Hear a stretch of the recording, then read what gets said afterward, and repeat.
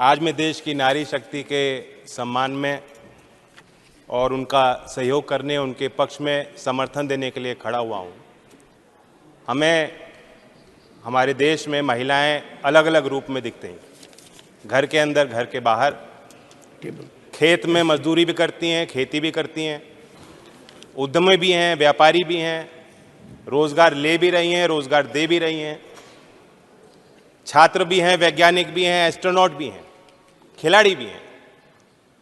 और राजनीतिक व्यवस्था की बुनियाद से लेकर ग्राम पंचायत से लेकर ब्लॉक तक, जिले तक, हर स्तर पे आपको उनकी संख्या बढ़ती दिख रही है। लेकिन ये कटु सत्य है कि विधान पालिकाओं में जो संख्या उनकी होनी चाहिए थी, जो तादाद होनी चाहिए थी, वो आज तक बन नहीं पाई।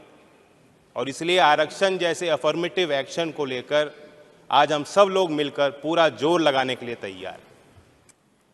आज के दिन मैं चौधरी चरण सिंह जी को याद करता हूं।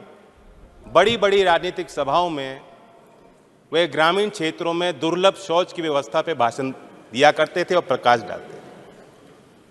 आज जातियों में इतने संबंधों में कट्टरता बनती जा रही, वो अंतर्जातीय विवाह के पक्षधर बनकर लोगों को जोड़ने की बात करते थे। क्यों? क्योंकि वे चाहते थे कि समाज बदले। उनके ज़माने में और आज तक बहुत चीज़ें हो गई हैं, बहुत चीज़ बदल चुकी हैं, लेकिन आगे का रास्ता भी बहुत लंबा है। मैंने खुद देखा है महोदय, गांव में अगर सामाजिक और राजनीतिक परंपराओं के कारण लज्जा और शर्म को बहाना बनाकर अगर उन पे बोझ ज़्यादा लगाया जाता है, तो शहरों में भी मध्यम वर्ग में, बहुत बड़े बड़े संभ्रांत परिवारों में भी घर की महिलाएं खाना बना रही हैं, बाहर वालों को, घर वालों को पहले खाना खिलाती हैं, उसके बाद सबसे आखिर में वो खाती हैं, चाहे वो गर्भवती भी हों। और आप समझ सकते हैं कि अगर मां आखिर में अपने पोषण का ध्यान रखेगी, उसका प्रभाव आने वाली पीढ़ी पे पड़ता है। और इसलिए गुजरात से भी ताज्जुब करने वाले आंकड़े आते हैं, बहुत निराश करने वाले आंकड़े आते हैं जब कुपोषण की हम बात करते हैं। महिलाओं के खिलाफ अपराध नहीं रुक रहे, लाख प्रयासों के बाद नहीं रुक पा रहे। यह हैवानियत क्यों है? उन्नाव हो, कठुआ हो, हाथरस हो, मणिपुर हो, महिला जो हमारी खिलाड़ियां थीं, कितना अत्याचार चुपचाप सहेंगे। अच्छा होता कि आज ट्रेजरी बेंचेस से जो आवाज निकल रही है, उस समय भी आपको उनके पक्ष में बात रखनी चाहिए।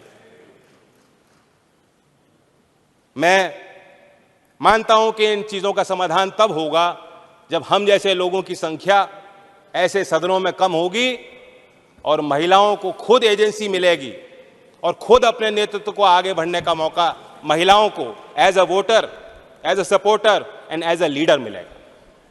और इसलिए मैं इस बिल का समर्थन करता हूं। बिल के लिए संबंध में दो ही सवाल है मेरे। नंबर 1, आप ही की प्रक्रिया को अगर हम फॉलो करते हैं तो 10 साल तो कहीं नहीं गए। तो जो चीज 2034 तक शायद आनी है, उसके लिए ये जल्दबाजी क्यों? स्पेशल सेशन होगा, पहले बताया नहीं जाएगा क्या बिल है, और उसके बाद जल्दबाजी में ये लो बिल और पास करो। क्या मजबूरी है? विंटर सेशन में भी ला सकते थे। कल गृह मंत्री अमित शाह जी ने लोकसभा में कहा कि हम ये जो आयोग बना रहे हैं, परिसीमन आयोग, ये जन सुनवाई करेगा। क्या महिलाओं को आरक्षण देने के लिए हमें जनसंख्या तलाशनी पड़ेगी? जिले जिले में जन सुनवाई करनी पड़ेगी? क्या आज भी महिलाओं को आगे आके गवाही देनी पड़ेगी कि हमें आरक्षण दो? फिर दोबारा मांग उठानी पड़ेगी, फिर दोबारा विरोध झेलना पड़ेगा? तो इसलिए परिसीमन आयोग की कहीं कोई आवश्यकता नहीं है। और मैं सवाल पूछता हूं कि जो माननीय देश के प्रधानमंत्री स्वर्गीय अटल बिहारी वाजपेयी जी के समय जो कानून आया था, जो प्रस्ताव आया था, जो प्रक्रिया थी, उस प्रक्रिया में क्या कमियां थी? बाकी आगे पीछे जो प्रस्ताव थे उन्हें भूल जाइए, आप वाजपेयी जी को क्यों भूल गए? तो सीधी बात है, लोग समझ गए हैं कि ये रोड़ा तैयार किया जा रहा है, ये अड़चनें तैयार की जा रही हैं। नीति तो ठीक हो सकती है, नीयत में कुछ खोट। आपने धूम पिक्चर देखी, उसके बाद धूम 2 आई, मुन्ना भाई आई, फिर आई लगे रहो मुन्ना भाई। कई बार होता है ना, पार्ट 1 पार्ट 2, उसी तरह से अच्छे दिन आई थी, अच्छे दिन आएंगे। लोग समझ गए अच्छे दिन आएंगे पार्ट 2 है और कुछ है नहीं। करें, आपका समय और कुछ पूरा नहीं। हो 2022 तक महोदय, 2022 तक देश के हर गरीब को छत मिल जानी थी, किसान की आय दुगनी होनी थी, 100 स्मार्ट शहर बनने थे। फिर कहा चिंता मत करो, अमृतकाल है, रुक जाओ। आज, कल और परसों का हिसाब दीजिए। आज महिलाएं इंतजार क्यों करें बताइए? अगले चुनाव में आरक्षण क्यों नहीं दिया ये बताइए? ये सवाल सबके मन में है। और संत कबीर जी का एक दोहा दोहराता हूं कि आज कल काल करे सो आज कर, और आज करे सो अब, पल में प्रलय होगी, बहुरे करेगा कब। धन्यवाद।